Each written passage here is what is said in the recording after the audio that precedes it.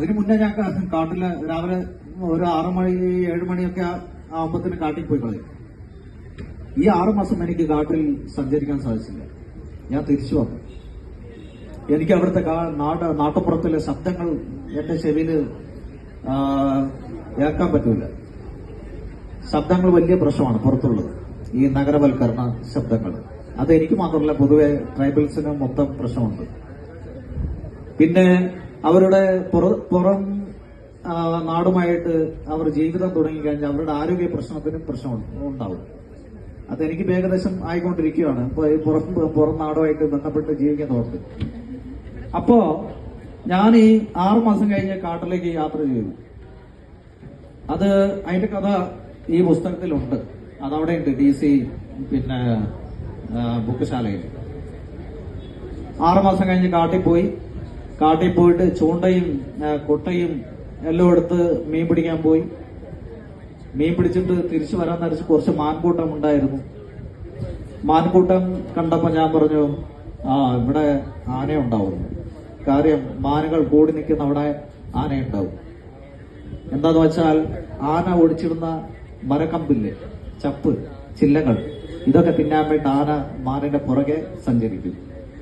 കാട്ടിപ്പോത്തിന്റെ പുറകെ സഞ്ചരിക്കും. അപ്പൊ ഞാൻ പറഞ്ഞു, അന്ന് എന്നെ ആന ഓടിച്ചു. ആന വായിൽ വെച്ച ചപ്പ് വലിച്ചൂരി നിലത്തടിച്ചിട്ടാണ് ഇത്ര 10-15 മീറ്റർ ദൂരത്ത് നിന്ന് എന്റെ അടുത്ത് ഓടി വന്നത്. ഞാൻ അവിടെ തന്നെ നിന്നു. അതിന്റെ ശ്രദ്ധ, എന്താ ചെയ്യുന്നെന്ന് ആലോചിച്ച് ഇങ്ങനെ നിന്നു. കുറച്ചു നേരം നിന്നു, കുറച്ച് സെക്കൻഡ്.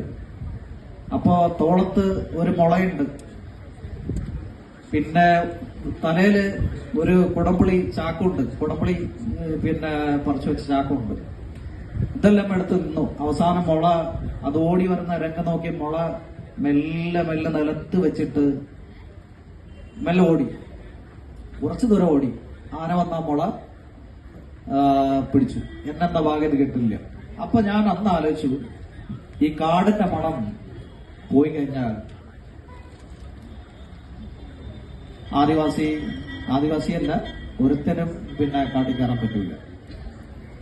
കാടിന്റെ മണമുണ്ടെങ്കിലേ മൃഗങ്ങൾ നമ്മളെ മനസ്സിലാക്കുകയുള്ളൂ, നമ്മളെ പഠിക്കുകയുള്ളൂ, അല്ലെങ്കിൽ കാട്ടിലൂടെ സഞ്ചരിക്കാൻ സാധിക്കുകയുള്ളൂ. ഇത്തരത്തിലുള്ള കാര്യം കൂടി കാട്ടിലുണ്ട്.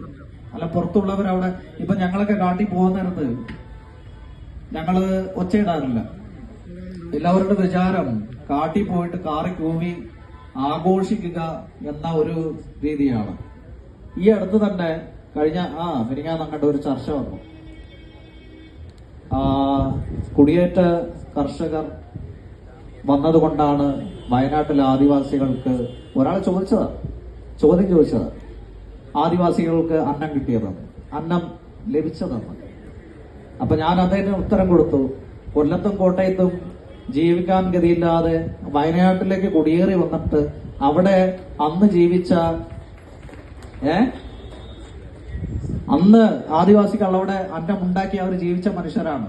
അവരുടെ സ്ഥലം 1 രൂപ 2 രൂപ 25 രൂപയ്ക്ക് കൊടുത്ത്, അല്ലെങ്കിൽ തെറി പറഞ്ഞ് മേടിച്ചിട്ട് ഞങ്ങളെ ഒരു മൂലയിൽ ആക്കി വെച്ചവരല്ലേ കുടിയേറ്റക്കാര്. പിന്നെ എങ്ങനെ ഞങ്ങൾ ജീവിക്കും?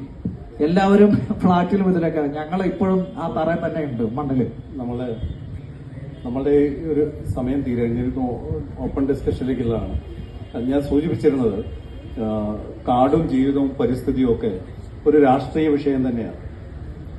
അത് രാഷ്ട്രീയമായി തന്നെ പരിഹരിക്കേണ്ട വിഷയമാണ്. പക്ഷെ ഇവിടെ തടസ്സമായി നിൽക്കുന്ന ചില ഘടകങ്ങൾ നമുക്ക് ഈ സമയം ഇല്ലാത്തതുകൊണ്ടാണ്. ചില യാന്ത്രികമായുള്ള പരിസ്ഥിതിവാദങ്ങൾ, ചില സാങ്കേതികമായുള്ള സംശയങ്ങൾ, അതേപോലെ ചില അങ്ങനെയുള്ള ഒരു വിഷയം കേരളത്തിന്റെ ഈ വിഷയത്തിന്റെ പരിഹാരത്തിന് തടസ്സമുണ്ടാവുമെന്ന് തന്നെയാണ് മോഡറേറ്റർ എന്നുള്ള നിലയിൽ എന്റെ അഭിപ്രായം. ചോദ്യത്തിന്റെ സമയമാണ്.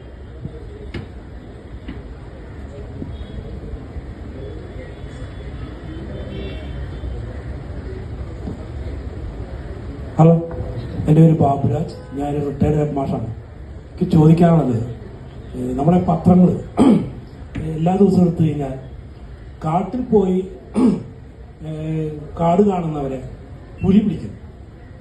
പുലിയാണോ കുറ്റക്കാരൻ, കാട് കയറിയവനാണോ കുറ്റക്കാരൻ? ചാലികതയാണ് പറയുന്നത്. അത് നമ്മൾ തന്നെയാണ് കുറ്റക്കാരൻ. ഇപ്പൊ നമ്മള് കാട്ടിന്ന് അല്ല കാട്ടിലെ പുലി നാട്ടിൽ വരുമ്പോ നമ്മളതിനെ തല്ലി ഓടിക്കുന്നില്ലേ? അവരവിടെ പിന്നെ മീറ്റിംഗ് ഒന്നും കൂടാറില്ല, ഇത്തരത്തിലുള്ള ചർച്ചയും വെക്കാറില്ല. മനുഷ്യൻ വന്നിട്ട് എന്റെ കാട്ടിൽ കയറിയിട്ട് പ്രശ്നം ഉണ്ടാക്കിയെന്നില്ല. അത് വരും. അതിനെ നമ്മൾ ഒരു മൃഗത്തിന്റെ കാഴ്ച, നമ്മൾ മനുഷ്യനെ കാണുന്നത്, ഒരു മാന് കാണുന്നത് നരിയായിട്ടാണ് കാണുന്നത്, പുലിയായിട്ടാണ് കാണുന്നത്. അതിനെ ആക്രമിക്കാൻ വരുന്ന ഒരു ജീവിയായിട്ട് കാണുന്നത്, അല്ലെങ്കിൽ ഭക്ഷണമായിട്ടാണ് കാണുന്നത്. ചിലപ്പോൾ പിടിക്കും, ചിലപ്പോൾ തിന്നും. എന്നെ ആയാലും